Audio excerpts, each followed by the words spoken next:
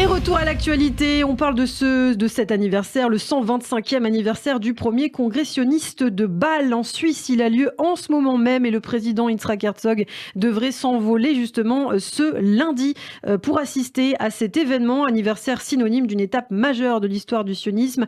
Et pour en parler, nous retrouvons en direct à présent Diana Paola Lévy, présidente de la Viso France. Bonjour Diana.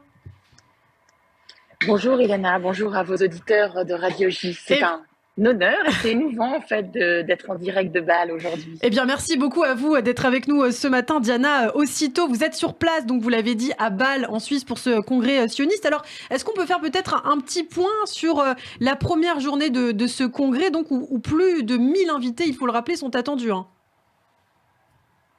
D'ailleurs, vous parliez de circulation. Il faut savoir que la ville de Bâle est complètement cerclée par un nombre innombrable de sécurité.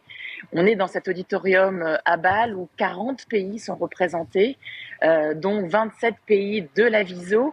Et puis, c'est à la fois émouvant, boostant, intéressant, autant dans les couloirs que dans les plénières.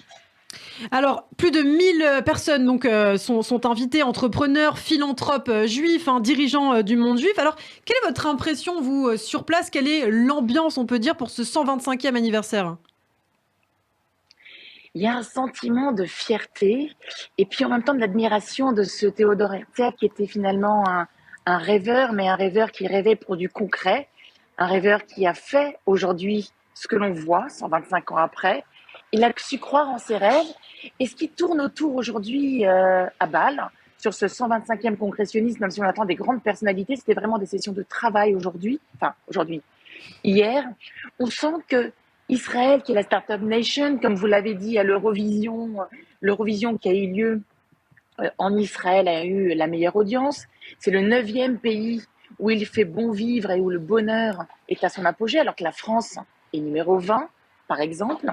On se rend compte qu'aujourd'hui, Israël, qui est dans le challenge, est inquiet de la diaspora, ce sionisme, où on se dit, et ce qui est souvent dit, ne condamnons pas ceux qui ne comprennent pas le sionisme, essayons de leur expliquer.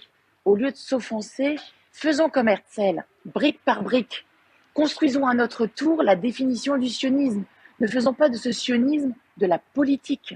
C'est pas ça, et en tout cas, c'est pas que ça. Nous, dans la diaspora, éloignons-nous de la politique et construisons la définition de ce peuple, de cette terre qui est prête à aider, à donner.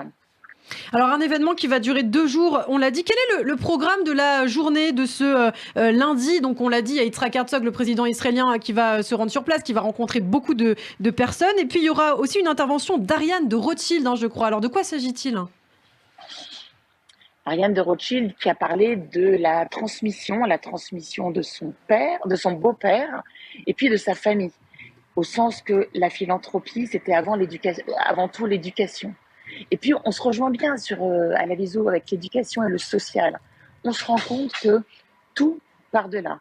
Et d'ailleurs, elle prenait l'exemple de ces femmes en Israël, qui sont souvent religieuses et orthodoxes, et qui, par manque de moyens, par manque de temps, ne font pas les études de PhD. Or, Ariane de Rothschild précise elle-même que la transmission passe par l'éducation, passe par les femmes et passe aussi par les études.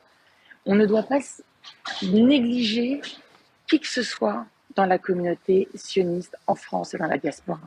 Et là, elle le dit, et beaucoup, même Adams, le président du Giro, du Tour cycliste qui a été démarré en Israël, dit que tout passe par l'influence, par la communication, par les sportifs, par l'art, par l'éducation, tout ce qui est justement périphérique à cette politique qui souvent crée une électricité envers les Juifs aussi. Et on l'a vu aux dernières élections présidentielles en France. Ça a créé des tensions inutiles, alors qu'on a beaucoup de Juifs qui sont un petit peu juifs, ou beaucoup juifs, qu'on doit rallier à cette cause du sionisme.